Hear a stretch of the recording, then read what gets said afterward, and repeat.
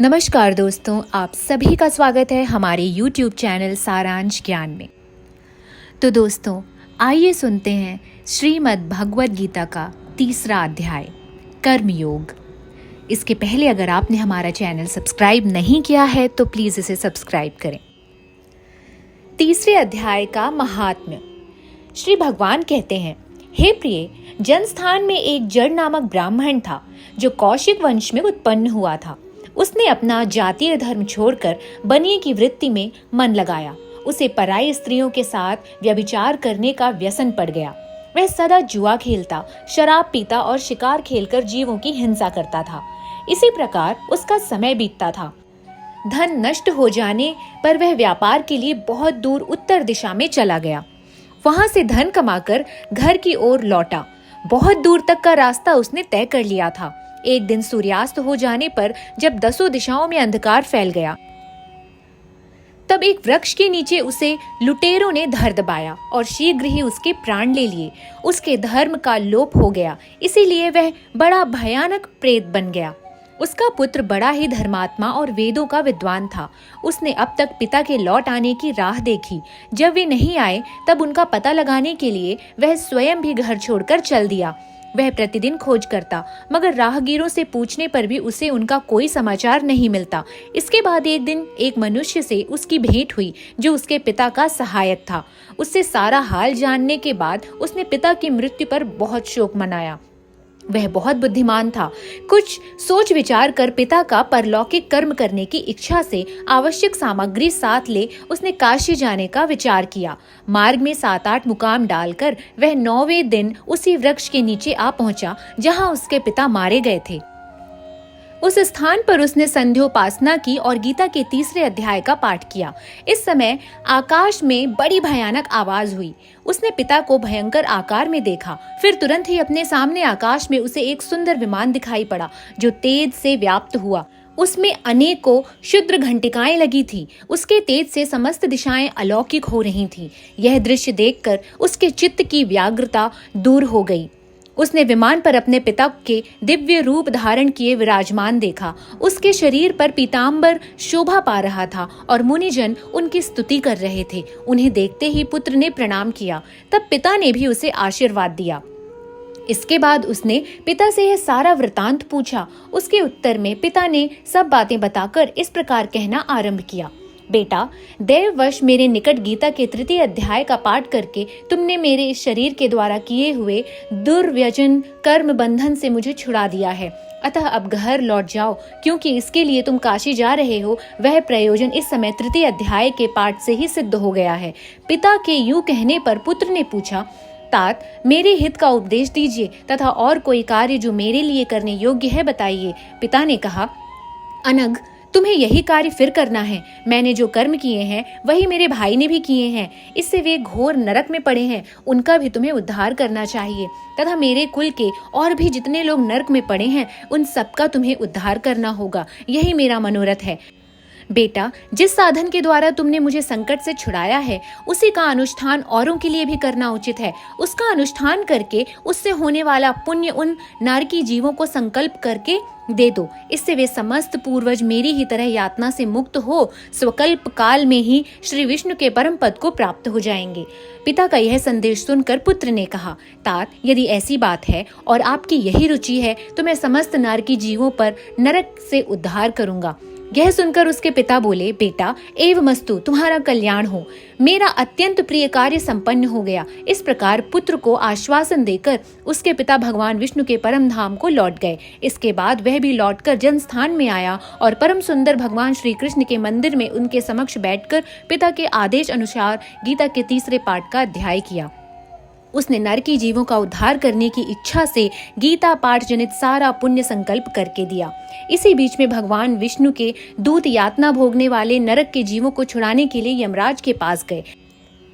यमराज ने नाना प्रकार के सत्कारों से उनका पूजन किया और कुशलता पूछी। वे बोले, धर्मराज, हम लोगों के लिए सब और आनंद ही आनंद है। इस प्रकार सत्कार करके पितृलोक के सम्राट परम बुद्धिमान यम ने विष्णु दूतों से यमलोक में आने का कारण पूछा।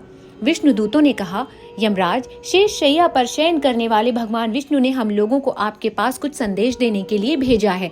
भगवान हम लोगों के मुख से आपकी कुशलता पूछते हैं और यह आज्ञा देते हैं कि आप नरक में पड़े हुए समस्त प्राणियों को छोड़ दें।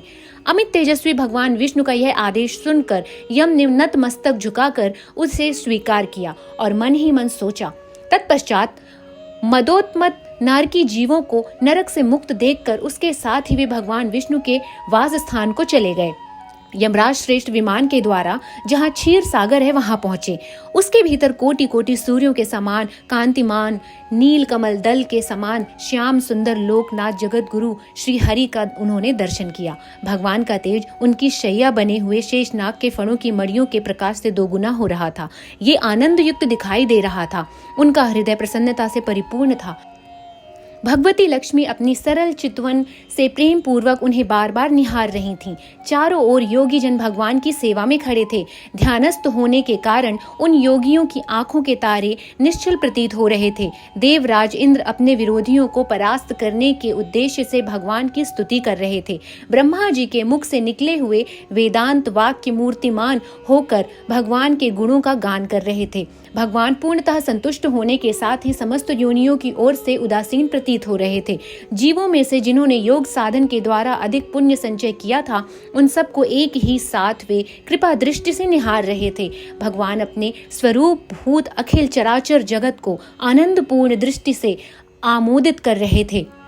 शेषनाग की प्रभा से उद्भाषित और सर्वत्र व्यापक दिव्य विग्रह धारण किए नील कमल के सदृश श्याम वर्ण वाले श्री हरि ऐसे जान पड़ते थे मानो चांदनी से घिरा हुआ आकाश सुशोभित हो रहा है।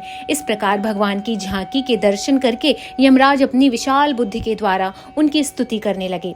यमराज बोले, संपूर्ण जगत का निर्माण करने वाले परमेश्वर, आपका अंतःकरण अत्यंत निर्मल है। आपके मुख से ही वेदों का प्रादुर्भाव हुआ है। आप ही विश्व स्वरूप और इसके विधायक ब्रह्मा हैं। आपको नमस्कार है।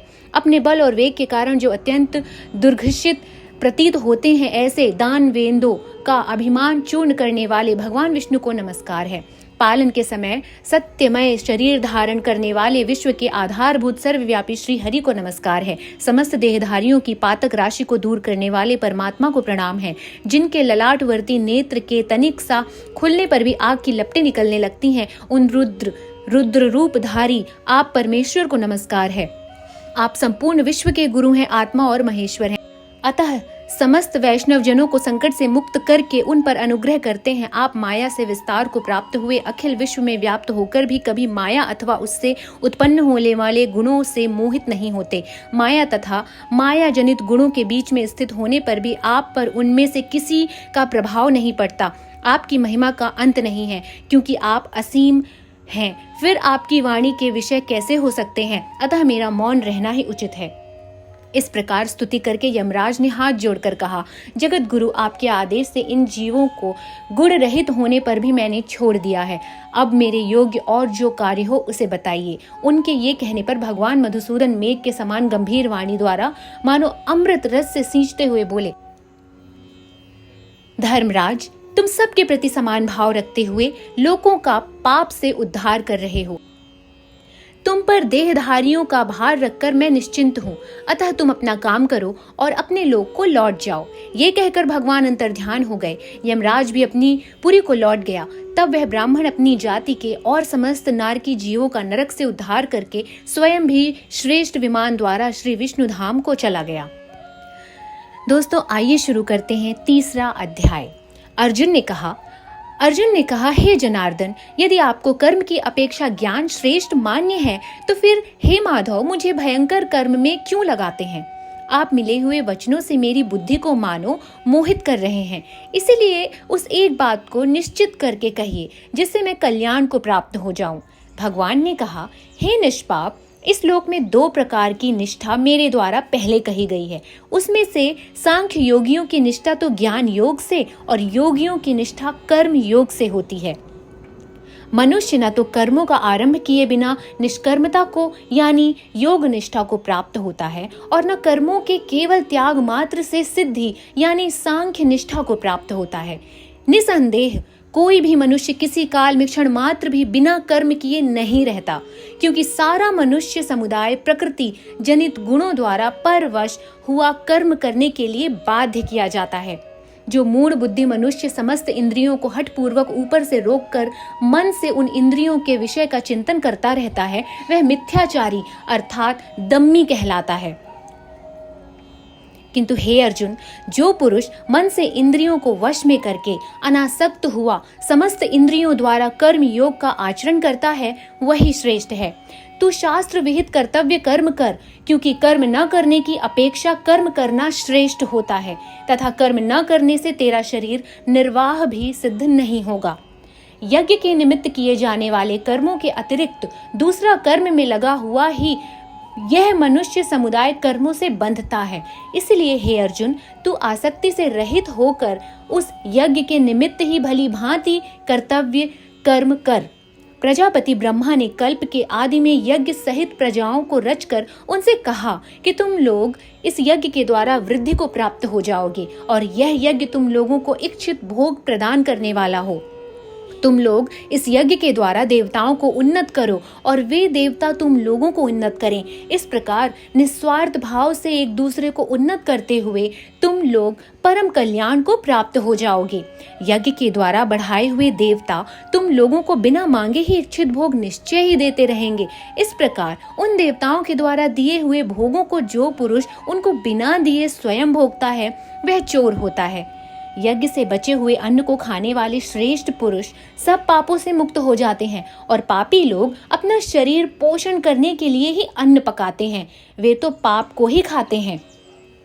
संपूर्ण प्राणी अन्न से उत्पन्न होते हैं। अन्न की उत्पत्ति वृष्टि से होती है, वृष्टि यज्ञ से होती है, यज्ञ विहित कर्मों से उत्पन्न होने वाला है। कर्म समुदाय को तू वेद से उत्पन्न और वेद को अविनाशी परमात्मा से उत्पन्न हुआ है, ऐसा जान। इससे सिद्ध होता है कि सर्वव्यापी परम अक्षर परमात्मा सदा ही यज्ञ में प्रतिष्ठित होते हैं। हे पार्थ, जो पुरुष इस लोक में इस प्रकार परंपरा से प्रचलित सृष्टि चक्र के अनुकूल नहीं बरतता, अर्थात अपने कर्तव्य का पालन नहीं करता, वह इंद्रियों के द्वारा भोगों में रमण करने वाला पापायु पुरुष व्यर्थ ही जीता है। परंतु जो मनुष्य आत्मा में ही रमण करने वाला और आत्मा में ही तृप्त तथा आत्मा में ही संतुष्ट है, उसके लिए कोई कर्तव्य नहीं। उस महापुरुष का इस विश्व में न तो कर्म करने से कोई प्रयोजन होता, न कर्मों के न करने से कोई प्रयोजन होता, तथा संपूर्ण प्राणियों में भी इसका किंचित मात्र भी स्वार्थ का संबंध नहीं रहता। इसलिए तू निरंतर आसक्ति से रहित होकर सदा कर्तव्य व कर्म को भली भांति करता रहे, क्योंकि आसक्ति से रहित होकर कर्म करता हुआ मनुष्य परमात्मा को प्राप्त होता है। जनकादि ज्ञानी जन भी आसक्ति रहित कर्म द्वारा ही परम सिद्धि को प्राप्त होते थे। इसीलिए तथा लोक संग्रह को देखते हुए भी तू कर्म करने के ही योग्य है, अर्थात तुझे कर्म करना ही उचित है। श्रेष्ठ पुरुष जो जो आचरण करता है, अन्य पुरुष भी वैसा ही आचरण करते हैं। वह जो कुछ प्रमाण करते हैं, समस्त मनुष्य समुदाय उनके अनुसार बरतने लग जाता है। हे अर्जुन, मुझे इन तीनों लोकों में न तो कुछ कर्तव्य है, न ही कोई भी प्राप्त करने योग्य वस्तु अप्राप्त है, जो भी मैं कर्म में ही बरतता हूँ। क्योंकि हे पार्थ, यदि कदाचित मैं सावधान होकर कर्मों में न बरतूं तो बड़ी हानि हो जाए, क्योंकि मनुष्य सब प्रकार से मेरे ही मार्ग का अनुसरण करते हैं। इसीलिए यदि मैं कर्म ना करूं तो ये सब मनुष्य नष्ट भ्रष्ट हो जाएंगे और मैं संकर्ता का करने वाला हूं तथा इस समस्त प्रजा को नष्ट करने वाला बनूं। हे भारत, कर्म में आसक्त हुए अज्ञानी जन जिस प्रकार कर्म करते हैं, आसक्ति रहित विद्वान भी लोक संग्रह करना चाहता हुआ उसी प्रकार कर्म करें। परमात्मा के स्वरूप में अटल स्थिति हुए ज्ञानी पुरुष को चाहिए कि वह शास्त्र विहित कर्मों में आसक्ति वाले अज्ञानियों की बुद्धि में भ्रम अर्थात कर्मों की अश्रद्धा उत्पन्न न करें, किंतु स्वयं शास्त्र विहित समस्त कर्म भली भांति करता हुआ उनसे भी वैसे ही टकराएं। वास्तव में संपूर्ण कर्म सब प्रकार से प्रकृति के गुणों द्वारा किए जाते हैं, तो भी जिसका अंतःकरण अंधकार अहंकार से मोहित हो रहा है, ऐसा अज्ञानी मैं करता हूं ऐसा मानता है। प्रकृति के गुणों से उत्पन्न मोहित हुए मनुष्य गुणों में और कर्मों में आसक्त रहते हैं उन पूर्णतया न समझने वाले मंद बुद्धि अज्ञानियों को पूर्णतया जानने वाला ज्ञानी विचलित ना करे। गुण विभाग और कर्म विभाग के तत्व को जानने वाला ज्ञान योगी संपूर्ण गुण ही गुणों में बरत रहे हैं, ऐसा समझकर उनमें आसक्त नहीं होता। मुझ अंतर्यामी परमात्मा में लगे हुए चित्त द्वारा संपूर्ण कर्मों को मुझ में अर्पण करके आशा रहित, ममता रहित और संताप रहित होकर युद्ध कर। जो कोई मनुष्य दोष दृष्टि से रहित और श्रद्धा युक्त होकर मेरे इस मत का अनुसरण सदा करते हैं, वे भी संपूर्ण कर्मों से छूट जाते हैं। परंतु जो मनुष्य मुझ में दोषारोपण करते हुए मेरे इस मत के अनुसार नहीं चलते, उन मूर्खों को तू संपूर्ण ज्ञानों में मोहित और नष्ट हुआ ही समझ। सभी प्राणी प्रकृति को प्राप्त होते हैं, अर्थात अपने स्वभाव के परवश हुए कर्म करते हैं। ज्ञानवान भी अपनी प्रकृति के अनुसार चेष्टा करते हैं, फिर इसमें किसी का हट क्या करेगा। इंद्रिय के अर्थ में अर्थात प्रत्येक इंद्रिय के विषय में राग और द्वेष छिपे हुए स्थित हैं। मनुष्य को उन दोनों के वश में नहीं होना चाहिए, क्योंकि वे दोनों ही इसके कल्याण मार्ग में विघ्न करने वाले महान शत्रु हैं। अच्छी प्रकार आचरण में लाए हुए दूसरे के धर्म से गुण रहित भी अपना धर्म अति उत्तम है। अपने धर्म में तो मरना भी कल्याणकारक है और दूसरे धर्म का भय को देने वाला है। अर्जुन ने कहा, हे कृष्ण, तो फिर यह मनुष्य स्वयं न चाहता हुआ भी बलात् लगाए हुए की भांति किससे प्रेरित होकर पाप का आचरण करता है? भगवान ने कहा, रजोगुण से उत्पन्न हुआ यह काम ही क्रोध है। यह बहुत खाने वाला अर्थात भोगों से भी न अघाने वाला और बड़ा पापी है। इसको ही तू इस विषय में बैरी जान। जिस प्रकार धुएं से अग्नि और मैल से दर्पण ढक जाता है तथा जिस प्रकार जेर से गर्भ ढका रहता है, वैसे ही उस काम के द्वारा यह ज्ञान ढका रहता है। हे अर्जुन, इस अग्नि के समान सभी न पूर्ण होने वाले काम रूप ज्ञानियों के नित्य वैरी के द्वारा मनुष्य का ज्ञान ढका हुआ है। इंद्रियां, मन, बुद्धि ये सब वास स्थान कहे जाते हैं। यह काम इन मन, बुद्धि और इंद्रियों के द्वारा ही ज्ञान को आच्छादित करके जीवात्मा को मोहित करता है। इसीलिए हे अर्जुन, तू पहले इंद्रियों को वश में करके इस ज्ञान और विज्ञान का नाश करने वाले महान पापी काम को अवश्य ही बलपूर्वक मार डाल। इंद्रियों को स्थूल शरीर पर यानी श्रेष्ठ, बलवान और सूक्ष्म कहते हैं। इन इंद्रियों से पर मन है, मन से पर बुद्धि, और जो बुद्धि से भी अत्यंत पर है वो है आत्मा।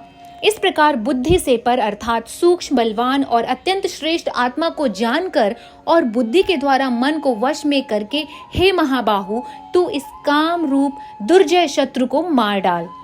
इस प्रकार उपनिषद, ब्रह्म विद्या तथा योग शास्त्र रूप श्रीमद् भगवद गीता के श्री कृष्ण अर्जुन संवाद में कर्म योग नामक तृतीय अध्याय संपूर्ण होता है। दोस्तों, अगर आपको हमारा यह वीडियो पसंद आया है तो इसे लाइक करें, अपने दोस्तों के साथ इसे शेयर करें और अगला वीडियो देखने के लिए हमारे चैनल को सब्सक्राइब जरूर करें। धन्यवाद।